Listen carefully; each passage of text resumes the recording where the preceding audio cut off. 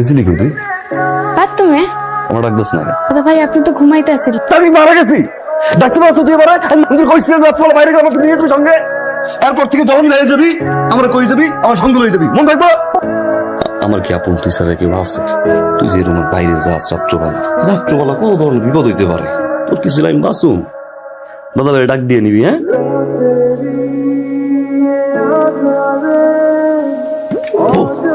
আপনার এমন অনেক সময় হলো 1.5 ঘন্টা হয়ে গেছে আমি এখানে খাড়া আছি। একটা মায়ের মানুষ কোনো আক্কেল জ্ঞান নেই। কি কও 1.5 ঘন্টা? মুখের উপরে এমন মিশা কথা কোন আপনি? তাই আমি কই যাই? আরে এই অঙ্কটা তো তোমাকে আমি শিখাই নাই, তুমি নিজে নিজে করে ফেলছো। জি sir. Very good very good. তুমি অনেক বড়।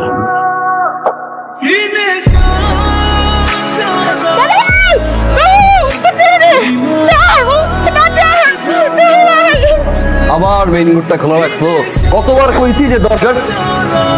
ভিজা ভিজা কি রে বল?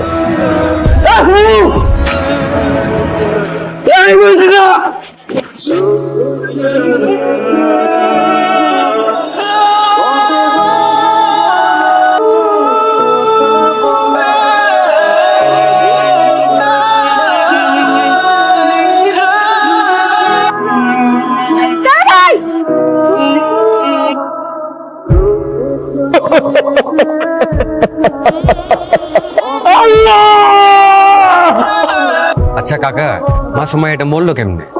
মেয়েটার শ্বাসকষ্টের রোগ ছিল, ওই দিন রাত্রে শ্বাসকষ্ট উঠছে, ঘরে কেউ ছিল না, ওই অবস্থায় মারা গেছে। তার বললো শ্বাসকষ্টে মরে নাই।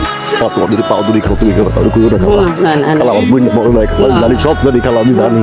এটা পুলিশ জানার পরে গাটাগাটি করবো, আমার বোনটারে মারবো, ছিড়বো, মানুষের কলঙ্ক দিব, কথা কইবো, হাসাহাসি করবো। কি তুমি আমার মা লাগো, ধোয়াই গেলাম কিনা, তুমি এই কথা কাউকে কইও না। কান্দিস না বাজান, আমি তার কম না।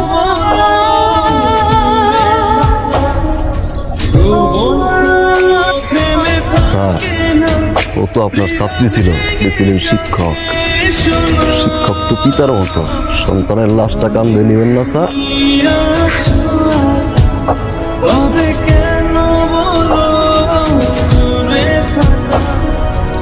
আপনার জন্য খাবার নিয়ে আসছি। আমি খাইছি। কে দিছে খাবার? এটা আমার মানুষ অভাব নেই। তুমি বাড়ি যাও। বুঝতেছি আপনার মন অনেক খারাপ, কষ্ট।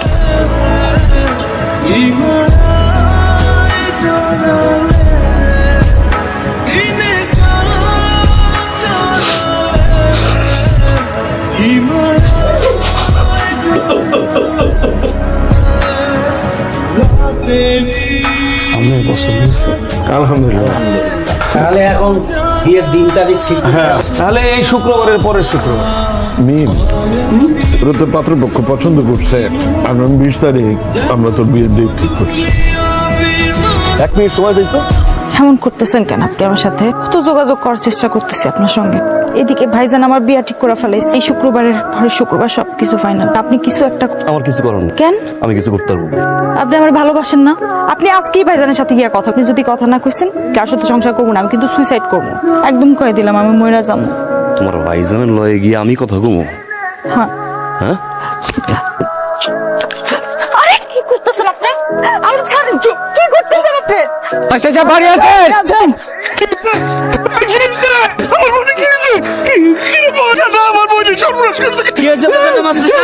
রেপ হয়েছে, রাস্তার পাশে পড়েছিল, আমরা ধরে নিয়েছি। আরে ভাই দাঁড়িয়ে আছিস কেন? তুই ডাক্তার কাছে যা, আমি পুলিশের কাছে যাচ্ছি। আপনারা ডাক্তার পুলিশ করেন না, ডাক্তার পুলিশ করেন না, একটা পুলিশ খবর দেওয়া লাগবে। আপনারা মানুষ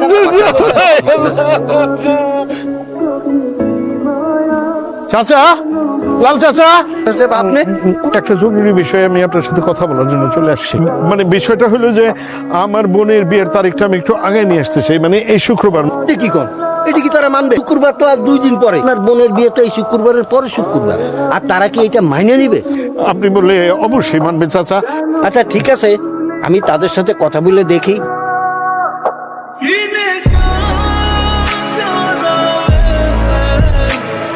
মেয়ের নাম? মিম ইসলাম। মেয়ের বাপের নাম? মিনহাজুদ্দিন মিয়া। কাজী সাহেব, বিয়ে বন্ধ করে। কেন বিয়ে বন্ধ কেন? কি বলতেছেন আপনি এগুলি? আপনারা প্রতারক, এই বিয়ে কোনো অবস্থাতেই হবে না। এই মেয়ের যে কিছুদিন আগে ধর্ষিত হয়েছে সেটাকে আপনারা বলছিলেন, এই বিয়ে কোনো অবস্থাতেই হবে কি বলতেছেন আপনারা এইসব? আমার ধর্ষিত হয়েছিল, এটা আমি গোপন করছি, কিন্তু আমার বোনটা তো নির্দোষ। এই বিয়ে হবে না। এই নামো, নামো, চলো, আসো। আপনি বিয়েটা ভেঙে দিয়ে আজকে বিয়েটা ভেঙে গেলে আমার বোনটা জানি বাঁচবে না। আমি আপনার পা ধরতেছি। পায়ে ধরেন, এই বিয়ে করাবো না। এই আসো। আল্লাহ, আমার বোনের কি হবে? আপনার বোনের জীবন নষ্ট হয় না। আপনি যদি চান আপনার বোনের আমি এখনই বিয়ে করব। তুমি সত্যি আমার বোনটারে বিয়ে করবো? হ্যাঁ, আর আপনি যদি চান এখন আমার পরিবারের মানুষ যত আছে না, তোমার এই ঋণ আমি কি দিয়ে শোধ করবো রে ভাই? আলহামদুলিল্লাহ। তোমার ভাইজান লয়ে আমি কথা কম। আজকেই কত করবেন না? যদি তুমি সত্যি আমার ভালোবেসে থাকো, তাহলে এই অবস্থায় আমি তোমার যা কমো তুমি তাই শোনো। সবাই জানবো তোমার টকটম করছে, তোমার যে বিয়ে ঠিক হয়েছে বিয়ে ভাঙবে। ওই সময় খারার উপর আমি তোমার সামনে দাঁড়াবো, বুক ফুলে আমি তোমার বাইরে কোন করে বিয়ে করবো। তোমার ভাই তোমার লগে তোমাদের বিয়ে দিতে বাধ্য। তোমার পাওয়া লেগে আসলে আমি তোমার লাগে খুব খারাপ করে লেগেছে। বিশ্বাস করতে আমি বুঝি নেই যে তোমার জানি কপালে গেছিল তা তো হয়ে গেছে। আমার আসলে বেশি খারাপ লাগতেছে ভাইজানের জন্য। আমি তো ভাবছি সত্যি সত্যি ঘটনা ঘটছে। একটু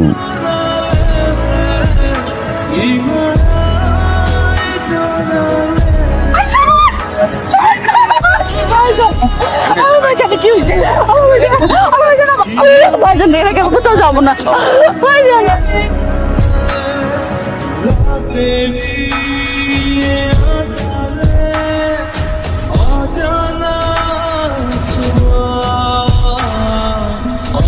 এত রাত্রে তুমি আমার ডাকছো, কোনো সমস্যা হচ্ছে? কোনো সমস্যা না। তাইলে দেখতো চিনতে পারছ না, পৃথিবীর প্রত্যেকটা অপরাধ করার সময় তোমার কোনো চিন্তা পালাই, তার মধ্যে কোনো অপরাধের বিচার হইতো না। তুই কি মনে করছিস আমি কেউ যাই না? সব কি দোষ করছিল আমার বোনটা? আমার নিষ্পাপ বোন কি দোষ করছিল? পরে বোনটারে আমি নিজের হাত দিয়ে মানুষ করছি। 7 মাস বয়সে বাপ মারা যায়, বাপের টানে মায়ও চলে যায়। আমি যত দেরি করে ঘরে আই না, আমার বোন ঘুমাইতো না। দাদা ভাই কখন আইবে? দাদা ভাই কি খাইবেন? এই বন্ধু তুই মারছস জানোয়ারের বাচ্চা। শিক্ষক ছাত্রী সন্তানের মতো সন্তানকে দর্শন করলি, মারলি কেন?